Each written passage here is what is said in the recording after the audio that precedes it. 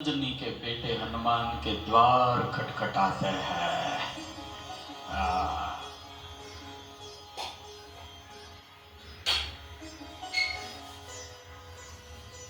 पर हमको भी जब बहुत जरूरत हो जाती है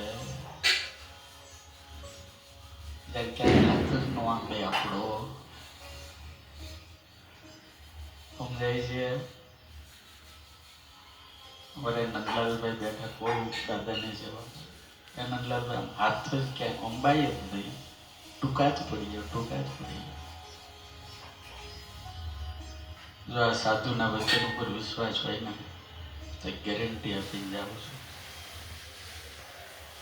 બધેથી દરવાજા બંધ થઈ જાય, બારીઓ બંધ થઈ જાય, ક્યાંય કોઈ આરો દેખાય નહીં,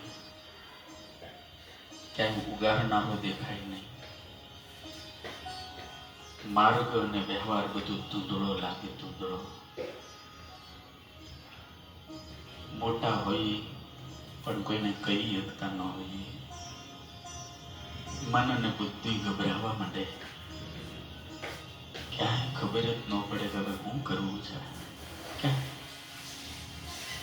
બધી બાજુથી પાછા પડી। ત્યારે એક નાના એવડા સાધુની વિનંતી છે, એક વખત સાળંગપુર કષ્ટભંજન દાદા પાસે ધોકો ખાઈ જાય મારા બાપ, એક વખત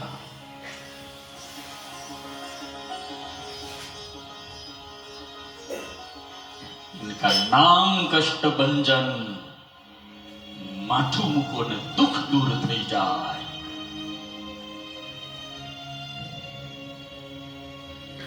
આખા ભારતની અંદર નહીં પણ વિશ્વમાં હજારો હનુમાનજીના મંદિરો, હજારો ને લાખો છે, લાખો છે।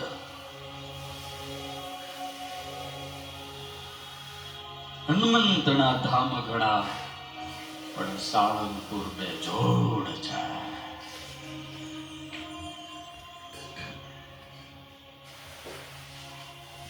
મધ્યપ્રદેશનો એક કવિ છે, જુવાન છે,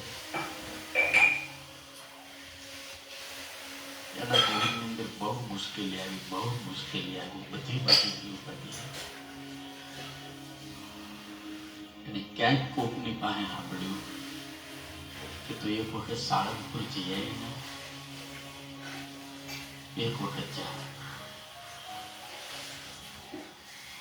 ગુજરાતમાં સાળંગપુર ક્યાં આવ્યું ખબર નહોતી, પણ ગોત્યું, એને મળી ગયું અને જોઈને આવ્યો ગયો ને પછી એના બધા માર્ગો ઓટોમેટિક ખુલી ગયા। અને પછી એને જે પોતાના અનુભવો ઉપર લખ્યું,